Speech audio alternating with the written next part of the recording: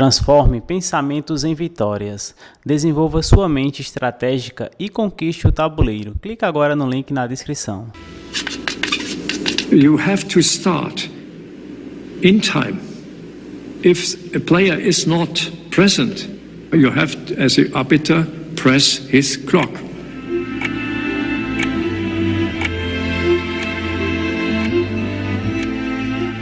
Fischer had been known to quit matches over trivia.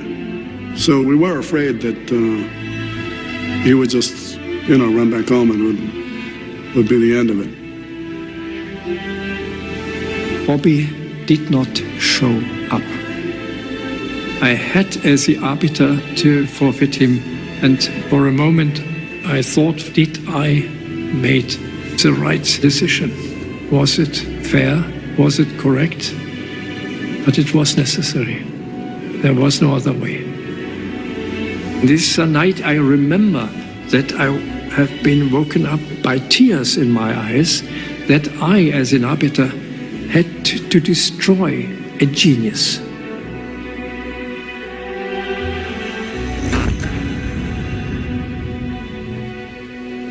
He was now trailing 2-0. It's very hard to make that up in a 24-game match.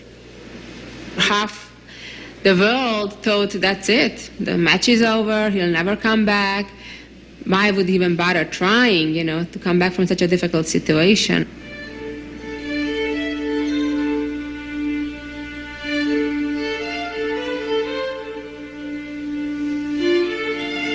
During the match, he would knock on my door about 1 or 2 in the morning.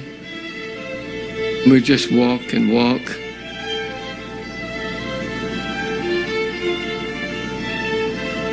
And we would sit and look at the animals.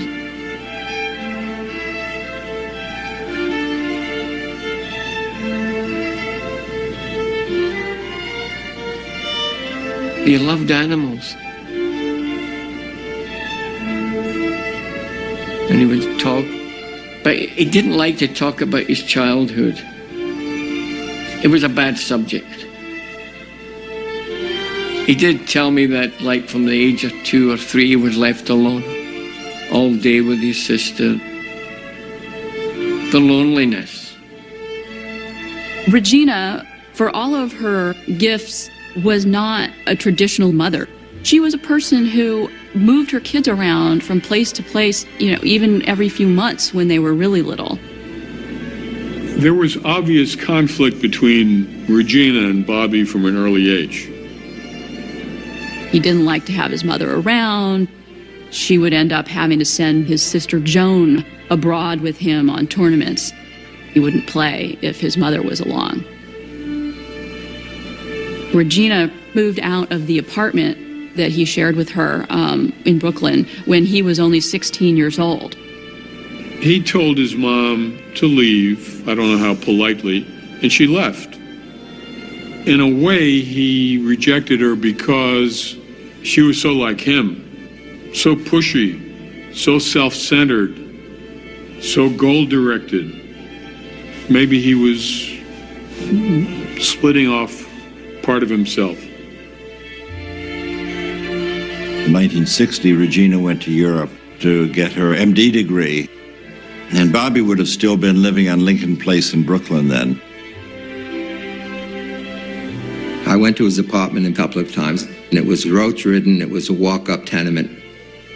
He had chess books all over the place, and he was just in a complete state of disarray. The fact is, his mother left him.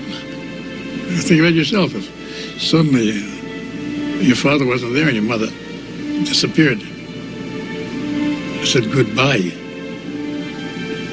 how'd you feel? What would have happened to you? Bobby is all chess. I don't play chess, and I don't pretend to speak for Bobby. But I feel that whatever I do here, whatever I say to help make the Vietnam come to an end more quickly, will help every son, every daughter in the whole world. 1, 2, 3, 4, sign the treaty, end the war. 1, 2, 3, 4, sign the treaty, end the war. 1, 2, 3, 4, sign the treaty, end the war. They're not going to believe this, Bill, but I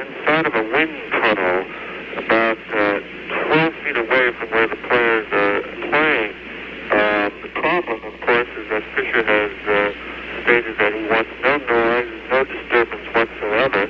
Fischer said, well, I'll continue, but the third game has got to be away from the auditorium inside a sealed room. There's a little ping pong room in the back of the stage. And Spassky agreed. You can't change the location without both sides' permission once a match has started. He could have claimed the match on a forfeit. He didn't have to play in that back room. If he hadn't, Fischer would have not played, and the match would not have continued. Bobby started again to quarrel. No, not this one and not that, etc. And Boris said in this moment, so I retire. I do not want this. This is too much for me. If so, we end the match. The two boys were standing together at the table, and I took them here, both, pressed them down the stool. Now you play. Boris automatically made his first move. The game could still be watched by a closed-circuit TV camera. The audience was in the hall, and they could follow the game move by move.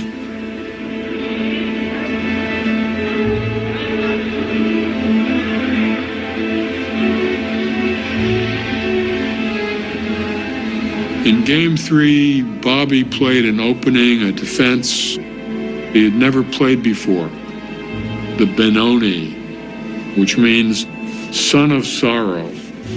It is so risky, so fraught with danger, that whenever you play that, you're simply saying, we're not going to make a draw. This is win or lose. This is a fight to the death. Bobby moved his knight to the edge of the board. There's a saying in chess, Ein Springer am Rand bringt Kummer und Schand. A knight on the side I will not abide. It was against principle. It's not considered a good idea because the center of the board typically is the most important battleground, and that's where we want to position our pieces, or at least in a way that our pieces attack the middle of the board. Not only did he move the knight to the side of the board, but it also could have been captured by a bishop, and he would have had a very ugly-looking double pawn way over on the side of the board, which it was very unaesthetic, let's say. Spassky is literally sitting on the edge of his chair, which seems a little more relaxed than Spassky, but Spassky is very tense. More tense than you've seen him? Yes. I think he feels that he may be He may be what? maybe losing the game. I see.